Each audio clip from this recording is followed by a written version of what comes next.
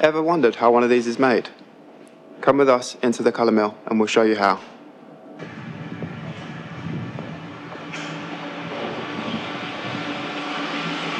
Walking into our main milling area, mixing area, we have several different mixers for different things, some for oil paints and some for watercolours.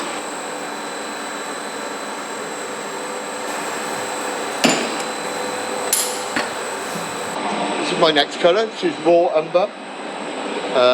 It's a 500 litre batch. This is all my ingredients. It's already pre-mixed. So it's my linseed oil and my pigment. It takes a process of about 2 hours to make. I'm going to turn on the mixer.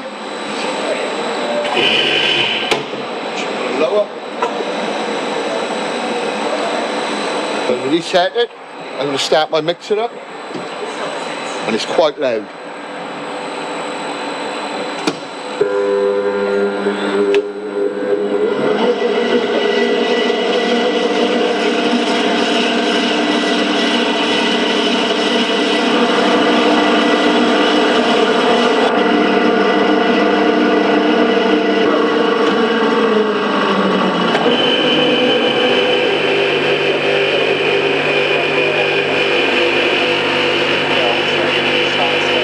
This is about the max we can do, up to about 500, 600 litres.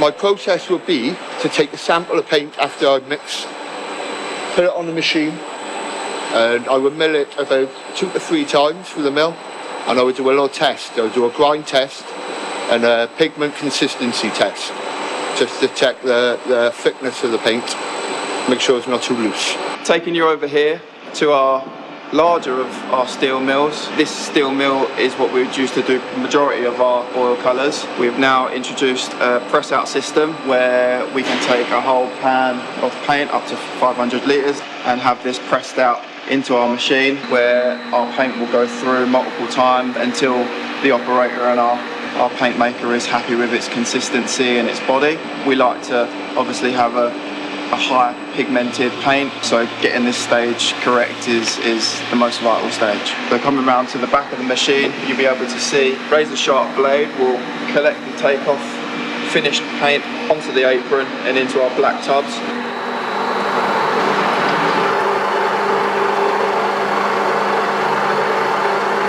Moving over here, we have several of our stone mills. We use our stone mills for our watercolours and also some of our more earthy pigments. The stone mills give a different grind, which allows us to get the same consistencies throughout the oil colours and also the same quality for our watercolours. Okay, and so here is our paint's final stage before tubing. We allow this to stand for 3 months just to make sure, and as a fail-safe, that there's no sort of stiffening or any major oil separation. This colour in particular, Opera Rose, is Cass's 40th anniversary colour, so congratulations to them. We look forward to seeing our artists use it. So all of our aluminium tubes begin life here, where we have them shipped in, ready for labelling. We then apply our labels on this labelling machine, where our operator will go through the numbers that he's been given, and he will apply the labels as necessary. We then box those pre-labelled tubes up, and then we'll move to the tubing machine. We tube all different sizes on this tubing machine, from 40mm to 225mm with a 60mm tube in between. The operator will have his boxes and put his empty tubes in here, which the machine will then fill. Once the operator is happy with the consistent weights and fill that he's getting, the tubing machine will then crimp those, fold them nicely, and they're neatly stacked into our trays.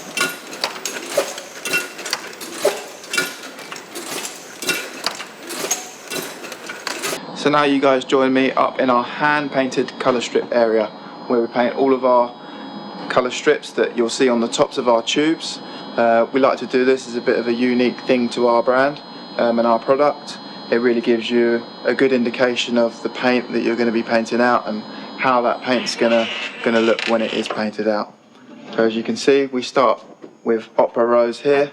and we go through our whole entire range of colours, and this is where the hand painting happens. And here finally we have our filled and labelled 60mm yellow ochre deep tube, which we'll now label with our hand painted colour strip label that's now dry. This is then ready to be boxed and sent to Cass Arts.